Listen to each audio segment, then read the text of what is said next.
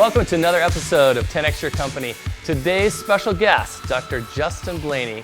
This guy's a speaker, he's an entrepreneur, he's a best-selling author of, get this, 6 books. You know, this guy's helped thousands of individuals and organizations increase influence and generate demand for their ideas, products, and services. Help me welcome Dr. Justin Blaney. Good to have you, bro. Thanks for having me on the show. Thanks. I'm excited about this. Have a seat. And you know, thanks for waiting. Thanks for letting me have you at the last second. The last second. Yeah. During the Seahawks' loss, unfortunately. Well, better than a win, right? Yeah. No, that was cool. I was happy to get your text and excited to be able to make this work. Nice. So what's going on? Tell me about any wins you've had lately with, do you call them customers or clients? Yeah. So recently we had a conference they were trying to get about 800 people to attend, and it's a leadership conference, and they were a few months out, only had sold 300 of the tickets that they needed to sell, which was decent but not great. And we were able to come in and engage with them and help them get all the way to their goal. Nice. And we've actually helped them in the past.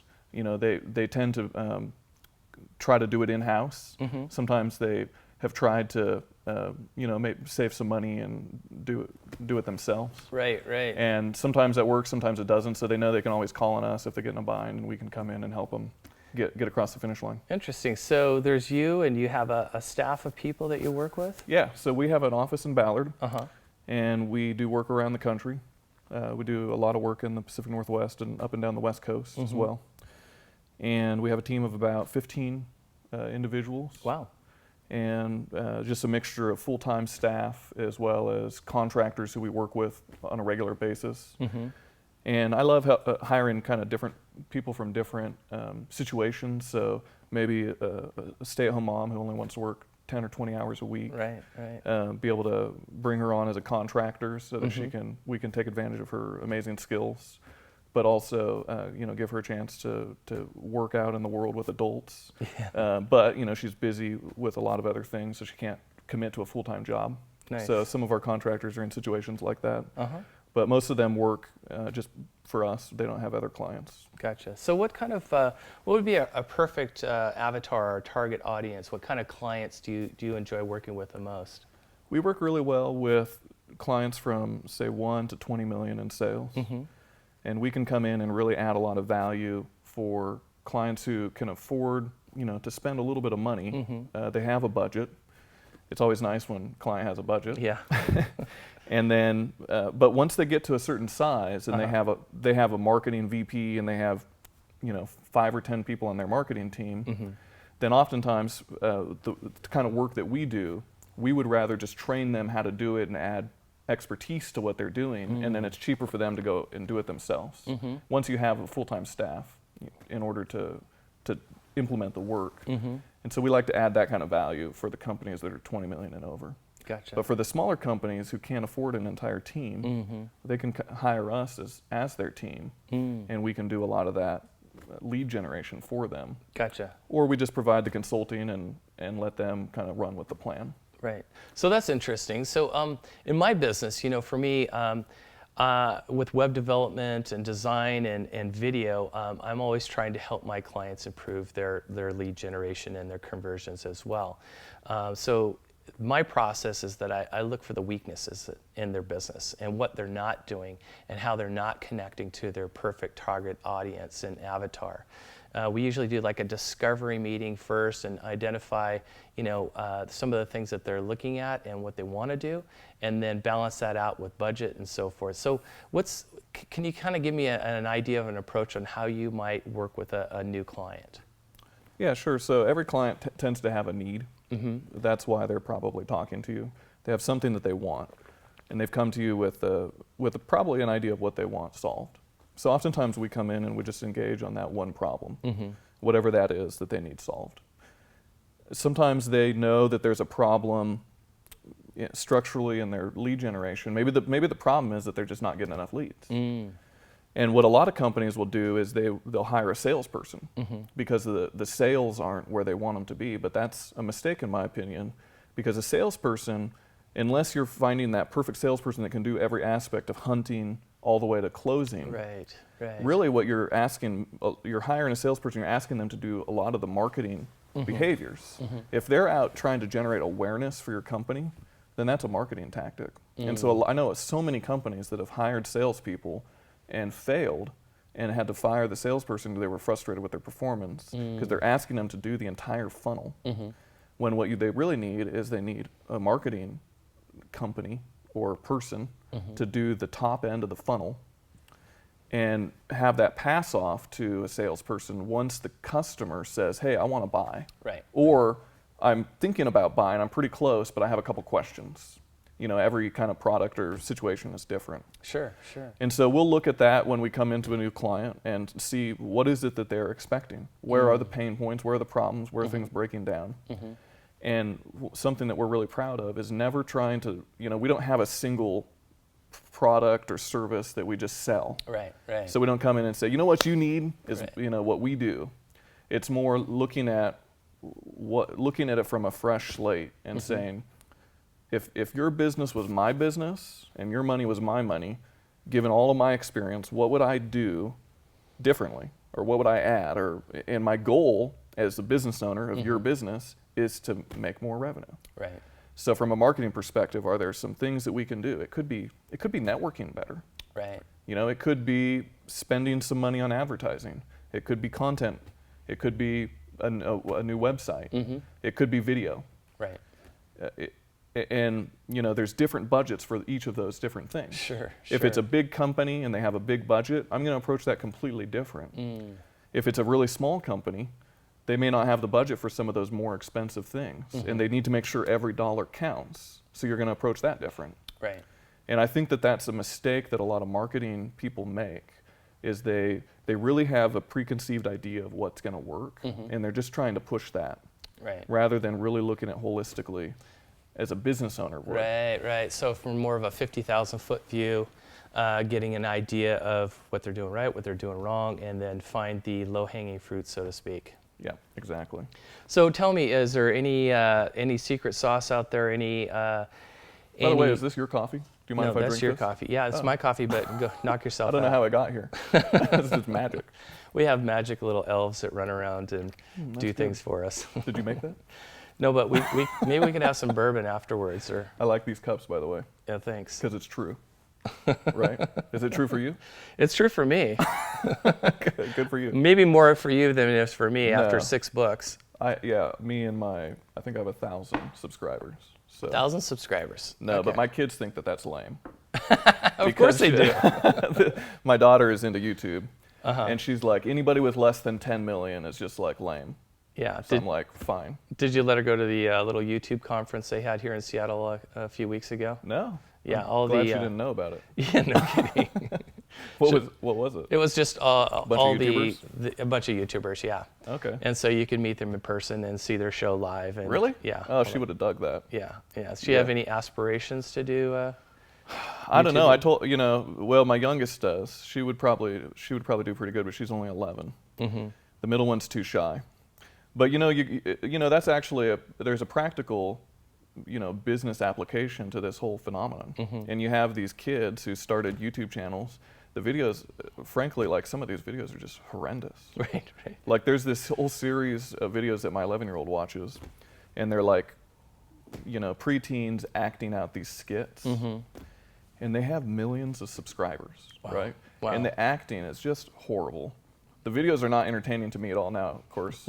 'Cause you're I'm a little bit older. I'm a little bit older than 11, but the point is like, how did they get to the point where they had 10 million subscribers? Yeah. These kids. They're that are appealing to making- their audience. Exactly. Right, right. They're creating something that's resonating with an audience. Yeah. Plus, they got in early. So if you were to start now, it's a different situation. Right. So one of the things I tell people is it takes a lot more effort to do it later in a particular platform. So start now. You start now, Yeah. because in 2 years, it's going to be even later. Yeah. And always be on the lookout for that next thing. Because Snapchat comes out, that's a new opportunity for somebody to rise to the top. Right. There's no, when a new network comes out, there are no famous people on the network yet. So you have a lot higher chance of it being you. Instagram was the same thing. And sometimes what I would do is if I had the budget, I would always be pouring that into the next one because you don't know if it's going to take off. Right. But I think that that's a cool way to jump to the top, is coming into a market early. And like you said, resonating with your audience. Right. Right. I mean, the videos can be horrible, but they're Lots of fluffy horrible to kittens me, out there. but they're getting millions of views because they're resonating with who they want to resonate with. Right. They don't care if I watch their video. Yeah, yeah. Well, so for my clients, it's more about telling a story and understanding what resonates with their audience and creating an emotional response. So one of the first things I do is I show a video of my daughter in my speaking engagements, and maybe we'll put that up. And she's pretty entertaining because she's naive and she's 9, right? And so her on camera, she's just natural. She's naturally just funny. And so identifying what that spot is that creates that emotional response can be challenging, So tell me what kind of tactics have you used recently, or maybe you have a story to tell about a client that you've created success for that you could talk a little bit about. Well, one of my big things that I like to preach is just being helpful. And I actually, I see that somebody put my book here, which is handy. Thank you to whoever did that. But the book I wrote most recently is called Famously Helpful. Yeah, tell us a little bit about that. So the idea is, versus infamously helpful. Yeah, versus hatefully helpful. I don't know what else it could be. Well, the idea is that if you could actually become famous for being helpful in something, then you'd never have to look for another client. I.e. showing up on a show 12 hours before it airs. Yeah, exactly. Okay. Yeah, just as a random example. Or, going back to YouTube, a lot of the people that have a lot of views on that are teaching these teenagers how to do their makeup, or what's a cute outfit to wear to Disneyland. Right. Like stuff that you and I have never thought of before, in our whole life. But to And them, never it's will. important. Yeah, I'm never going to think of that. So it's impossible for me to come up with that concept as a video. But if I'm in that world, it's coming up with something that's helpful. And then they become literally famous for their helpfulness. Now, the viewers aren't consciously thinking that, but they just know this girl is cute and she's got good advice and I like watching them and I've got all this free time, to watch videos, so I'm going to watch her videos. Right. And so there are a lot of ways to become famous. But famous people tend to not have any problem selling products, right? Right. So if you're Russell Wilson, if you wanted to sell hats, you could sell hats. You could just embroider some hats, put them up online, or like Sherman, selling T-shirts and. So famous people don't have a problem with exposure, with publicity. If they wanted to be a consultant, they could be much more successful than you or I, just with a snap of their finger, because they decide to do it, because they're famous. So there are a lot of different ways to become famous. One of them is releasing a sex tape of yourself, right? If that isn't your chosen path for becoming famous, you've got to find another way, right? Right. So what I'm trying to do is that's off the books for me. Yeah, it's kind of like I had considered it, but it didn't really align with my consulting career. I didn't really know, what kind of consulting would I be doing with that kind of career. So what I was trying to do is how do you replicate becoming famous? Right. Like how do you create a system for it? Because a lot of people, either they're super talented, or they got lucky, or some combination or something like that. Right. But what about those of us who are not talented in something like acting or sports interviewing? Or interviewing, yeah. Like speaking of not being talented at interviewing. Thank you very much. So what I wanted to do was come up with a system for helping people become famous in what they want to. And even that is hard to do. Really? Absolutely. It's like, what I found is it is hard to help people. Like this video series that you're creating. You're trying to create a series that's helpful for people. Right. Now it's going to be, hopefully your other interviews are better than mine, but let's assume that they are, and you get these really smart people in here with really helpful advice. Just getting people to watch a video, and I don't know what you're going to charge to watch it or if it's free, but it's hard work. Yeah. You've got to promote it. I have, The creating the video is the easy part, right? Yeah. It's getting the video out there to the getting people to world watch is it. the challenge. Yeah. So it's hard to help people. It's hard to give away free stuff. Yeah. Which came as a shock to me. But one of my first books was a bestseller. It was a novel, and I wanted to get it out there even more. So I opted to give it away for free for a window of time. And you think, boy, if I could sell this many copies, I must be able to give away a ton more, and then a bunch of people will read it, maybe they'll enjoy it, and maybe they'll buy another one of my books, right? It's kind of the idea. Right. But you can't just assume that people are going to download your book for free. You've got to do a lot of work. You got to spend money to market your book. You've got to pay money. Yeah, that was the thing that I couldn't believe. You have to pay money to advertise, to give something away. Yeah. So all of this to say that just so you can get them in your funnel. Yeah. So you can drip well, on. you hope. Yeah, you hope that you can spam them then. Yeah. for long enough until they buy before they unsubscribe. Right. Right. Or report you as a spammer. So all of this, these are tactics that I've discovered, which are tools for becoming famous for your helpfulness. Writing a book about something that you're good at. Either giving it away or selling it or getting in front of people. I mean, there's a ton of different tools, but kind of the point I was getting at with some of those stories is that just because you write a book, even if you offer it for free, doesn't mean that you're instantly famous for your helpfulness. Right. You've also got to add to that dedication over a long period of time. Because the people who we look at and we say, boy, I wish I was like them. I wish I had their audience. They either have been doing it for a long time, or they were in the right place at the right time and had some luck factor. And then, But they hired you. Well, if they hired me, then it's just like magic, and I just snap my fingers and make them famous. I wish that were true. But so can you talk about maybe a tactic or a story in your book, Famously Helpful, where you actually helped support somebody through that process, and maybe some of the ideas you had for them? Yeah, absolutely. I mean, we can talk about some specific stories, the various tools. I mean, I would say any way that you can be helpful. So give us an example of that. Well, What's that look like? So really there is the basic idea is that if you're helpful to somebody, you're far easier to remember. So let's say, you and I, we know each other a little bit. We have some rapport, right? We've met a few times. Let's say you run into me one day, and it's your anniversary, and you just remembered it's your anniversary, but it's 5 o'clock in the afternoon, and you're thinking you're in for it because you haven't bought a present, you haven't planned anything, right? Now, if I want to be helpful to you, I might say, you know what? There's a flower shop across the street. I know the manager. Let's walk over there together. I'm going to get you a good deal on something and send you home and kind of help you kind of become a hero on your anniversary. Now, after that experience, you're going to be more likely to remember me. Right. If you run into me, you're more likely to remember my name. Sure, You get my email, you're more likely to open it. So that's just like a random example, but it's much better to align the way that you're helpful with what you do. So I could do that just because I want to be nice and help you out.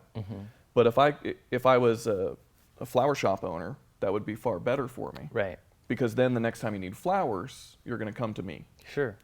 If I'm a consultant, it's going to be better for me to devise ways to be helpful that highlight my expertise. And that's why a lot of people are writing books. That's why people are blogging. So any tool, any idea that you can come up with, and I encourage people to be creative. Right. Because everybody's blogging, everybody's writing books, everybody's email marketing. Now, it's pretty common, right? Now, the truth is it's not everybody. Right. Even now, you're probably still in the 1% if you write a book. But it feels like there's a lot of them out there. Yeah. So I encourage people to get creative. So what have you seen outside of the box? What's unique that you've seen, which you were just going to allude to, that helps separate you or differentiate you from everybody else out there writing a book? Well, I think that it's really unique to the vertical. One idea would be, let's say you're an attorney, and I'm a CPA, and I want to sell to you. I specialize in doing services for attorneys. Now, if I could find an article that showed how many attorneys lose 20% of their income every year because they're scatterbrained and they don't have the right software and everything in place. And if they could implement a couple of differences, they could make 20% more a year. And I find this article in something like the USA Today, some non-biased thing, right? It doesn't have to be written by me. Right. But I can scan that and mail it to you, or I can email it to you. And I can write you a custom handwritten note, or I can use just proper software to make it as custom as possible and mass mail it out to everyone. And then I just have a simple call to action, that says, what I believe is that when you start a relationship with somebody, you have to be very soft on the sales side. Not selling at all. Just say, Howie, Howitzer, here's an article for your attorney thing. I just thought you might enjoy it. Right. And then over time, I start to add more calls to action, like, hey, if you want to sit down for 30 minutes, I would love to spend half an hour with you for free, just talking about kind of some of the pain points that you have. Right. And so you start to get more aggressive over time.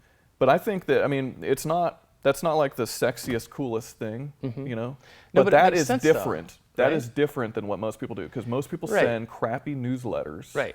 that That's nobody wants. with a very strong call to action. I'm trying to sell to you, buy, Salesy. buy, versus you're actually saying, hey, this is an article I think you might be interested in, and with no sales whatsoever. Yeah. And it's more of a, your salutation and your phone number, but basically that's pretty much it. Yeah. Another example would be events. I love live events. And so recently, in fact, we met at a live event. In Right this here at very VMG. In this very studio. Yeah. I think I was sitting about 5 feet from here. Maybe we should move so we can reenact that. No, that was a really cool event. Yeah. Did you like that? I loved it. So that event was put on by 3 people who wanted to gather a bunch of business owners. Right. And it was going to be networking and education. And it was really helpful. Yeah. The conversation was rich. There was free drinks, right? Yeah, So can't that beat helps. that. Helps my stomach when I get hungry. Helps my nerves if I need a little cocktail. Little liquid courage. And so they were just being helpful. Yeah. They paid for all of this stuff to bring these people together. And so through that, they got some connections. Right. And so, especially if you can be up on the stage and sharing your expertise, right? That's how you take that to the next level. So it's one thing to put the event together. Now you can amplify that. You can 10x it by being up in front of people, sharing your expertise in a very non-salesy way. Yeah. So you're not saying, hey, buy my book and I'll tell you all the secrets. Right. You say, hey, you know what? I'll give you a copy of my book if I'm going to talk about it. And then I'm going to meet with you for free and help you implement the ideas of this. And if you can take the ideas from this and run with it on your own, that's awesome. More power to you. Yeah. If you ever need me to help you professionally, we can talk about that down the road. But right now, all I care about is helping you grow and implement the ideas. And Nice. having the confidence to just keep giving, knowing that in the end, a percentage of people are going to buy and make it all worthwhile. Wow. I call that the giver's gain. Yeah. Because there's a lot of people that are looking to take out there in this world. So it's nice to meet somebody that's given back and trying to help support other people. And that's what this show is all about, right? Yeah. 10xing your leads and your revenue. It's all about teaching others what everybody else has already tried and failed. And we just had Corey Hansen on. He's like, that's where you get good advisors that have failed and that they've had successes. They know what works and what doesn't work. And so having somebody on their team like yourself makes a lot of sense. Yeah, you pay them so you can gain the access to their failures. Right. And you don't have to learn on the go. Exactly. It's kind of a nice way to go. Yeah. So we're wrapping up here. I like to kind of find out a couple things about your daily routines or your daily habits. And, they could be personal habits that keep you on track. They could be business habits that help keep your team focused. Anything out there that you can think of that you'd like to share that our audience might be able to use in their day-to-day business life? Yeah, absolutely. I love productivity. I love getting stuff done and being more efficient as I get older and wiser and learning how to be more efficient. And something I've been amazed by is some people are just a lot more efficient and productive than other people. And they don't necessarily work harder. Right. And so I think that the key is knowing what to do and what not to do. And there's a lot of books out. There's a book out right now called The One Thing. There's a lot of information out there about, doing, the 80-20 rule, doing the 20% of the work that gets you 80% of the results. Right. And I think that that's absolutely true in productivity. And recently I was down and out for a few months. I was sick and I couldn't work very much. And in fact, I could probably work a half an hour to an hour before I was done. Wow. I couldn't think anymore. And so when that happens to you, you have to focus on just a couple things. Right. It forces you to. And during that time, I was able to get done the things that I needed to get done. Amazing. In just a half an hour to an hour. And it really causes you to realize that we fill our time with tons of stuff that we don't need to do. Yeah, yeah. And we have a really bad perception, I think, of what needs to be done, what doesn't need to be done. And we tend to just do everything. Actually, what we tend to do is what we enjoy or what's easy. Right? Get it off the list. Oh, yeah, man. Get the check that endorphin off, hit. Kissing my wife, yeah, check that off the list. I kind of like doing that. Spanking the kids. Yeah, spanking the kids. That's a bad analogy. I'm not an advocate for that. I never spank my kid. She probably needs it though. Sorry, kids, if you're watching.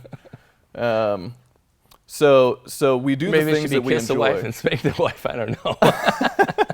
Just depends on the context, Yeah, exactly.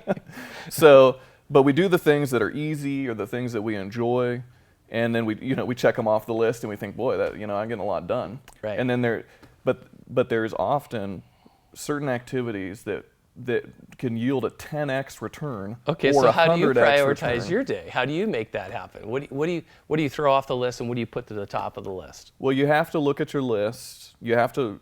I believe in having a list management system. I don't care what system you have. Like Evernote or Doesn't matter what it is. You need to get the things out of your head and put them somewhere. Right. And then you can look through that thing and you pick.